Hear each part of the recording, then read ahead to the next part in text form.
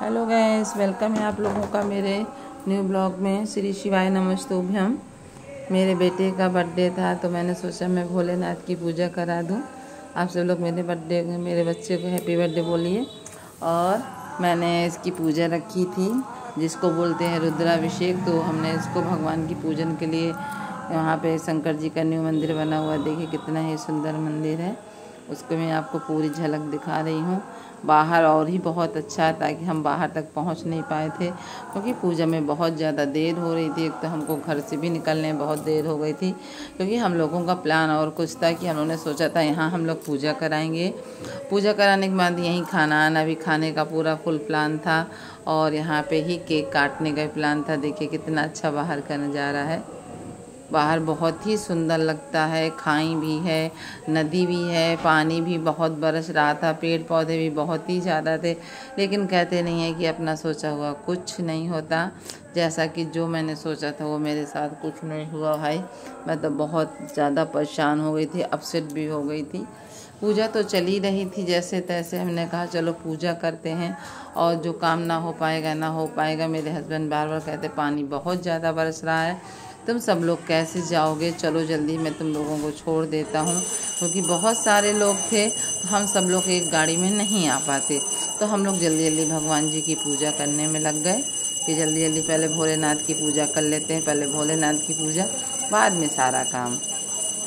तो मैं, मेरी जिठानी, मेरा बेटा, हम सब लोग जल्दी जल्दी पूजा करने में लग गए थे।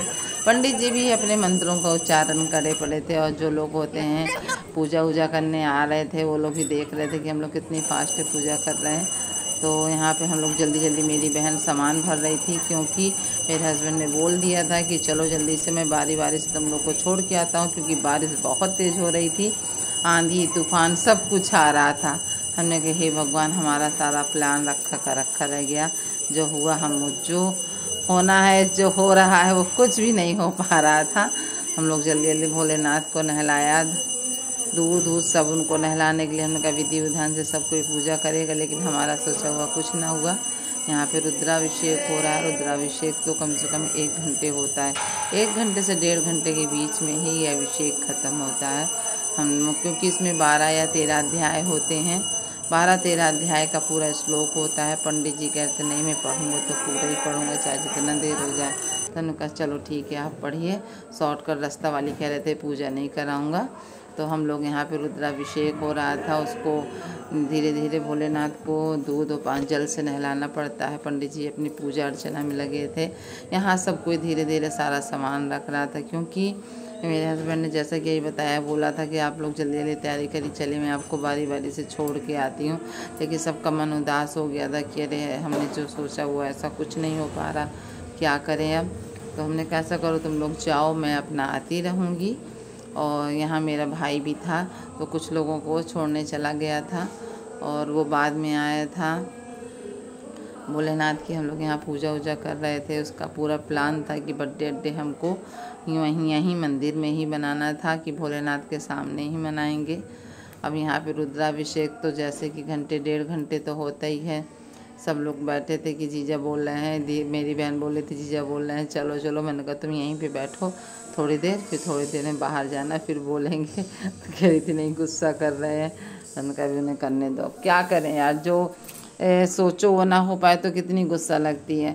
इतनी आंधी तूफान आ रहा था कि दिया भी नहीं जल पा रहा था कि हम दिया जला लें।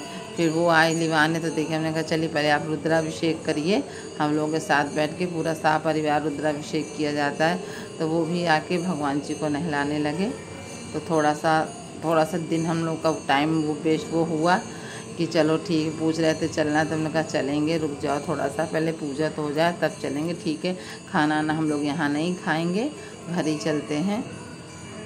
पंडित जी भी जोरदार से लगे थे अपना मंत्र पढ़ने में। मम्मी, मेरी बहन, मेरी जिठानी, मेरा छोटा वाला बेटा, बड़ा वाला बेटा, हस्बैंड और भी जो लोग थे, और भी लोगों को मैंने बुलाया था मंदिर में ही, क्योंकि हम लोगों का सब पूरा फुल प्लान ये था कि हम लोग सब कुछ मंदिर में ही करेंगे। तो सबका चेहरा उतर गया था कि अब क्या बताएं। हमने कहा चलो कोई बात नहीं, अब चलते हैं, देखते हैं क्या होता है। इतनी ज़ोरदार से बारिश हो रही थी ना, बिजली बहुत तेज़ से कड़क रही थी। एकदम से डर भी बहुत तेज़ लग रहा था कि क्या होने वाला है, लेकिन पानी तो पानी है, पानी कहाँ बंद होने वाला है, पानी तो बरसेगा ही। पानी नहीं बरसेगा तो भी हम लोगों को बहुत वहाँ गर्मी लग रही थी, कूलर वूलर तो चल रहे थे। हमने कहा हे भगवान, गर्मी भी इतनी है, पानी भी बरस रहा है, क्या होगा। तो बस यहाँ हम लोग का रुद्राभिषेक समाप्त हो चुका था। जो भी दूध और जल बचे थे पंडित जी ने कहा पूरा नहला दीजिए, स्नान करे आइए भगवान जी को। उनको पूरा दूध से स्नान कराने के बाद, उनको साफ वाफ करने के बाद अब प्रक्रिया आती है कि उनको सजाने की, उनकी पूजा अर्चना करने की। तो यहाँ जने वने फूल पत्ती बेल पत्ती जो था चंदन वंदन सब जल्दी जल्दी फास्ट तरीके से कर रहे थे, क्योंकि सब कुछ उड़ा जा रहा था। देखो आपको दिख रहा है ना, फूल वूल और कहीं चढ़े थे फूल, सब उतर उतर के नीचे आ रहे थे। और कुछ मतलब कि थोड़ा सा मन भी विचलित हो रहा था। हमने कहा और हमने सोचा कि चलो मन विचलित नहीं करते, पूजन करते हैं, क्योंकि ये तो होगा ही, आंधी तूफान का ही मौसम है, तो आंधी तूफान तो आएगी ही आएगी। सब कुछ पंडित जी मेरे बेटे से ही करा रहे थे, कह रहे थे आप मत करिए, जब उसका बर्थडे है तो उसको ही करने दीजिए। तो कर रहा था, पहली बार उसने ऐसा किया था तो कुछ अच्छी तरह से कर भी नहीं पा रहा था।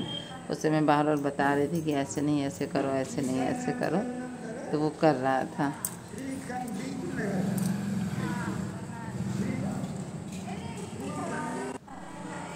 यहाँ मेरी मम्मी भी कुछ कह रही थी कि एक एक बेलपत्र चढ़ाओ, क्योंकि एक एक ही बेलपत्र चढ़ाई जाती है। तो हम लोगों ने 5, 10, 11 जो था तो एक एक बेलपत्र चढ़ा दी थी। फिर इसके बाद हमने पूरी उसमें बेलपत्र चढ़ा दी थी, क्योंकि टाइम नहीं था। इस सब देखिए सब गिरी भी जा रही, इतनी हवा चल रही थी, बेचारा सोच रहा था गिर गई। हमने कहा गिर जाने दो, तुम परेशान मत हो। जो वहाँ के पंडित जी हैं तो वो आ चुके थे, वो अपनी पूजा अर्चना करी, आरती वारती करी थी। हम लोग वहाँ से निकल चुके, क्योंकि बहुत ज़ोरदार बारिश हो रही थी। और यहाँ घर में आते हैं उसी का जला भाई जलाएगा। बारिश के हाल बताओ ना, पूछो बारिश के हाल। आज क्या हुआ, मैं तो बस वीडियो में आप लोगों को बताऊंगी कि क्या हाल हुआ है। कितना हम लोग परेशान हो गए, और ये बारिश में इतना ज्यादा भीग चुका है कि बीमार पड़ने की लगता है हालत। और हम लोग मंदिर से अपनी डेस्टिनेशन से वापस आ चुके हैं। फाइनली हम घर पर केक कटिंग कर रहे हैं। हमारी ये डेस्टिनेशन नहीं थी आज की बर्थडे मनाने की, हमने कुछ और प्लान किया हुआ था, बट कहते हैं ना समय से ज्यादा वक्त से कम कुछ नहीं हम लोग को मिलता, तो हमको फाइनली वापस आना है। इधर देखिए बर्थडे का केक ये काटने के लिए कितना ज्यादा सिर्फ डेस्टिनेशन चेंज होने की वजह से आप लोगों को दीवारों में डेकोरेशन नहीं दिख रही होगी। चलो बैठो बैठो बैठो बैठो कर दो। Raj Mishra and UB and Vinayak blog. Happy birthday to you Vinayak. लगवा नानी से टीका लगवा। ये हैप्पी बर्थडे। ये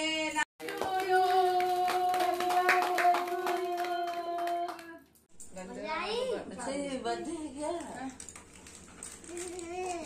कैप्चर कर भाई।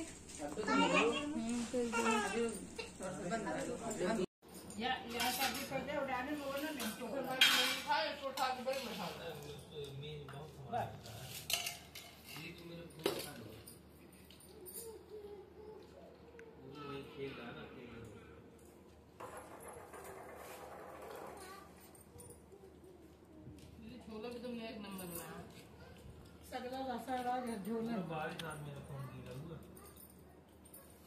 मामा तो वाटर प्रूफ दिखा देता है मुझे। खाना तो बच गया। मौसम वाले सब लोग कहते हैं कि आइसक्रीम वाटर प्रूफ है। मामा मेरा सब मोटर होना तो है, खूब डुबकी लगाया है तो अच्छी लगेगा। जहाँ नसीब होता है वहीं पर इंसान जाता है खाना खाने। नानी के भाग में लिखा था ये अन्न का दाना। इसका जो भाग रहा है दोपहर के, इसका जो भाग रहा है